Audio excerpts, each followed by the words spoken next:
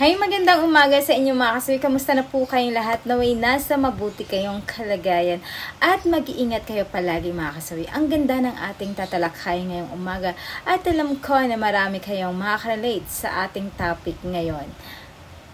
Ano ang tatlong dapat gawin para habulin ka ng isang babae, mga kasawi? Alam ko, mga kalalakihan, na marami kayong makakarelate dito sa topic na ito. Ang una natin na dapat gawin, mga kasawi, is mabait pero suplado. Alam nyo ba ang mga lalaki kapag once na suplado ito sa paningin ng ibang babae? Alam nyo ba na challenge ang isang babae na talagang habulin ka? Bakit? Kasi alam niya na hindi ka madaling kunin, na alam niya na hindi ka basta-basta na isang lalaki. In short, ay hindi ka easy to get lamang. Kasi ang mga babae kasi is nagkakaroon ito ng curiosity sa kanilang sarili kapag nakikita ang isang lalaki na talagang ito ay hindi basta-bastang naaakit, mga kasawi. Kaya ang ending ay talagang gagawin niya lahat para lang mapasa kanya ang isang lalaki, mga kasawi. Ganun kasi yung mga kababaihan, na-challenge din kami kapag once ng isang lalaki ay alam namin na parang suplado ito. Nakakagwapo kasi yun at nakakamacho sa paningin ng mga kababaihan, mga kasawi. At syempre, hindi naman sa nila lahat na ganito yung mga kalalakihan. Pero syempre, ang ending, may iba't iba naman yung uri talaga, mga kasawi, na gusto nilang dapat gawin. Ayan yung ating una na dapat gawin. Ang pangalawa natin na dapat gawin, mga kasawi, is huwag ipakita na gusto nyo din siya. Alam nyo ba ang mga kababaihan, tulad ko, for example, mga kasawi, ang gusto ko sa isang lalaki, ayoko yung hinahabol ako. Alam nyo ba kung bakit, mga kasawi? Kasi hindi na ako nagkakaroon ng challenge pa na talagang magkakagusto sa isang lalaki. Kasi nga, alam ko na patay na siya sa akin. Parang wala na yung thrill. Gusto ko kasi sa isang lalaki, yung nagkakaroon din ako ng thrill na gugustuhin ko talaga siya nang dahil sa gusto ko. Hindi lang dahil siya ginusto ko, dahil naghahabol siya sa akin. Ayan yung katangian na gusto ko sa mga lalaki, mga kasawi. At syempre, balik tayo sa ating topic, mga kasawi. Syempre, mga kababaihan kasi, kapag once na alam nila na ang lalaki ay yung papilit, alam mo yung parang gustong-gusto mo na siya, pero ang lalaki is pumapalag pa, yung ayaw na ayaw pa rin, kahit na alam mo na gusto ka rin niya, pero nagpipretend siya na hindi ka niya gusto. Kasi ang mga babae kapag kaganon, mga kasawi, ay naku po, talaga lalo silang gustong-gusto ka na mapa-in love sa kanila. Kasi nga para sa kanila kasi is achievement na ito kapag once na nakuha kanya, mga kasawi. Kasi sabi ko naman na hindi naman sa nila lahat ng mga kababaihan ay ganito ang kanilang katangian na gusto sa isang lalaki, kaya nila hinahabol. Syempre may iba't ibang katangian din yun, mga kasawi. Hindi naman sa nila lahat na ganito. Pero syempre kadalasan kapag ganito yung mga lalaki ay namang gustong-gusto ng mga kababaihan sa nagkakaroon sila ng challenge sa isang lalaki kapag nakikita nila na parang hindi sila gusto ng isang babae, mga kasawi. Ayan yung ating pangalawa na dapat gawin. Ang pangatlo, mga kasawi, is mahilig magpa-fool. Ayan.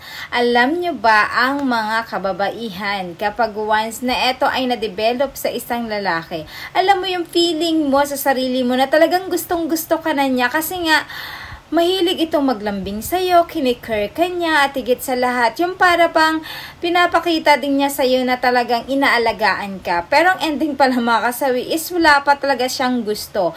May mga kalalakihan kasi talaga na mahilig sa ganito, yung mahilig lang magpa-fall. Tapos kapag na-fall ka na, ay iiwang ka na niya, mga kasawi. Syempre kami mga babae, kapag once na pull kami, syempre namimiss namin yung pag-aalaga ninyo, yung ginagawa niyo sa amin, yung pag-care ninyo, at higit sa lahat, yung naandyan kayo palagi para sa amin. Syempre kapag once na naramdaman namin yun, mga kasawi, at bigla kayong nawala, syempre kami ay maghahabol kami sa inyo, mga kalalakihan, kapag ganon yung ginawa ninyo.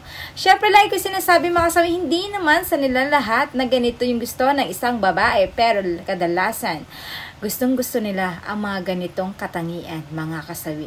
Ayan yung ating pangatlo na dapat gawin. At syempre, hindi mawawala yung aking advice sa topic na ito, mga kasawi.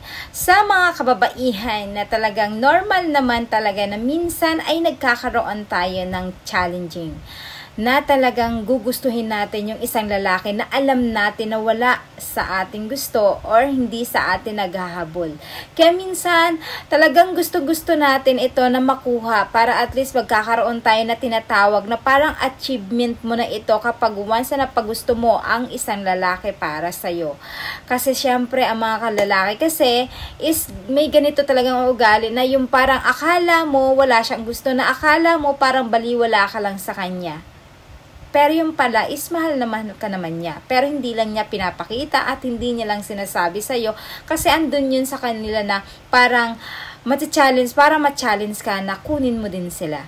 Kasi ang mga lalaki kasi minsan parang suplado, ayan, 'di ba? May makakilala ka na suplado ito, kahit na nabangga ka na niya, hindi man lang mag-sorry ito, hinahayaan ka lang niya, kahit nadapa ka na is titingnan ka lang niya, wala man lang siyang parang pag-care sa'yo. Pero deep inside, ay meron silang gusto talaga sa inyo, mga kasawi. Pero syempre, hindi naman ganun ang mga kalalakihan minsan at mga kababaihan. Pero kailangan, kung gusto nyo talagang magpahabol sa isang babae, ay kailangan ang gawin ninyo is ganito, mga kasawi. Kailangan is magkaroon kayo ng tinatawag na pakipot. Kahit na ang ganda ng babae, pero hindi ka natitinag, parang feeling niya lang is deadma ka lang sa kanya. Kaya ang mga kababaihan ay talaga namang gustong-gusto na maakit ka niya, mga kasawi. Yan lang po yung aking advice, mga kasawi. Maraming salamat sa patuloy na pagsuporta ninyo sa akin, sa walang sawang pag-share, pag-comment at pag-react. Mahal kayo na inyong advisor. At sa mga hindi pa po pala nakasubscribe, mga kasawi, pwede na kayong mag-subscribe. Pwede na rin kayo mag-follow para updated kayo sa akin topic araw-araw. Mahal kayo ng inyong advisor. Bye, mga kasawi.